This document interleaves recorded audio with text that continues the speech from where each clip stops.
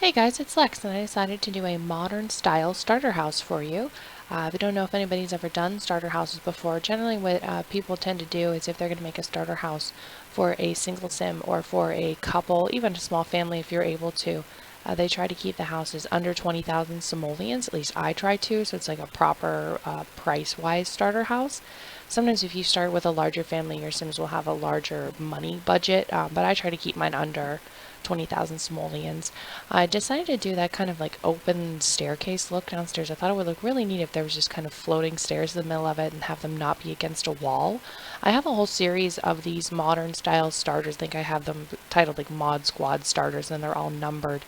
But they're all kind of similar. They're just kind of different colors and maybe slightly different patterns, but the way that the walls are set up.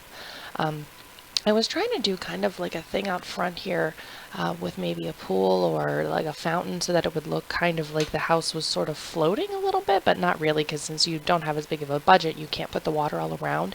I ended up going with the fountain instead of the pool just because to try to stay under the $20,000 cap, the fountain is much cheaper than using the pool. I think the pools are $300 a square and the fountain's only like 40, so it's much easier to be able to incorporate a little bit of water and not go with the budget. I was going to put a front door on the or a door in the front there. That's going to be the bedroom upstairs. I decided to put it on the side, and then there's actually going to be two decks up top, one in the front and one in the back, that are going to be sectioned off and have their own entrances so that you can set up, if your sims have extra cash after you move them in, that you could set up, I think I have a yoga mat on the back, but you could put a grill or, whatever you wanted out there. There's a lot of room. This one doesn't end up having a lot of landscape to it just because I wanted to stay in the budget for it. But I really like the way that this one worked out. I'm kind of rearranging the area of the upper bedroom there to kind of make the top and the bottom floor the same width outside.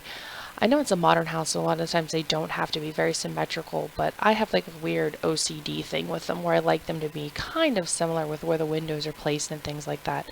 I love that new railing I have along the upper deck there. You can't see it very well just because of how far I'm zoomed out now. You'll be able to see it later on. It's from the new kitchen, or not the new kitchen, the new restaurant pack. It's like this wall divider thing, but I thought it looked really neat instead of using a fence or just using the half wall plane like that. I'm not sure if I'm gonna, yeah, so we'll color the outside now. I really like this paneling siding. I think the wood looks really neat, and it's kind of all different colors, so it adds something a little bit extra for you to look at whenever you're looking at the outside of the house. Thing that I guess I would suggest if you're building houses, if you put them on a foundation, you put those little rims around the pieces of the roof that you do, I think it makes them look much more finished. I wasn't doing that when I first started building on here, and all of my houses looked really similar because they had the same just right against the grass on the bottom, and they were just kind of boring. So if you're looking to kind of change the way a house looks a little bit, adding those dormers on the roof and adding the foundation is a really good thing to do. I also tend to, a lot of the times, most of my houses are an open floor plan, and almost all of them have hardwood flooring. I'm not super into the carpeting for this game. I don't know if it's the color selection since it's limited, since we don't have the color wheel, or just how the carpet looks. I'm just not super into it.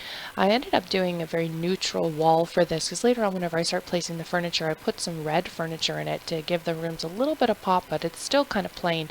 So if you move your family in, you can easily change it to any way that you'd like. The only downside to whenever you make these starter houses is that I end up going with basically the cheapest furniture that you can get for these. So the stove is pretty bad and the fridge is pretty bad. But you would always be able to, whenever you moved in, delete things so that you had more money. Or you can even, if you decided to download this house, you could get it unfurnished, so you could be able to come in here and completely gut it and spend as much money on the thing as you wanted. But I wanted to keep it with the starter style. I know that I have done a few of these before where I've taken one of the starter houses and then completely redone it so that it had much nicer furniture, better furniture in it for later on. So there's like the red couch, I did the bar stools red. This one it doesn't really have any decoration at all to it, but it has tons of natural light because I have all those nice big windows in there. It does have 1.5 bath. which is good if your Sims having people over. You don't have to worry about people going up into your Sims bedroom constantly. If you see me bring up that menu to save the house, I do it semi-frequently. There's an odd thing that whenever you're building and you have the drop bar down to show you the price of everything that you're building, sometimes when you go to save the house, the price is actually substantially different. So your drop down bar could say that the house is over the $20,000 limit, but then whenever you go to share it to the gallery or just save it into your own library, it's actually only 17,000 or 18,000. I'm not sure if that's because it doesn't count the price of the actual lot whenever you're going to upload it, but for whatever reason, that's why I bring it up, so that I can see how much money I actually have to work with still. Normally I would have put a lot more plants and things into the out front here, but since I was trying to stay with it being cheaper, I ended up not doing that. The bedroom is very minimal. I think I only have the bed and a little side table in there, but I thought the little chair and a plant would look cute out front, and then like I said, I think I have that yoga mat out back. I would have liked to have put a grill in here, but since the house is a little bit larger than the normal starter houses that I built, I just didn't have quite enough money to do it. I could have gotten rid of the water feature out front and would have been able to, but I think the water feature looks very nice. I would have liked to have put a bunch of plants in front of it, but I was just trying to stay in that $20,000 budget. If you'd like to see any more of these with the starter houses, or if you want to see any bigger builds, please let me know. I really enjoy doing these, and it's not a problem at all. I love doing the starter houses.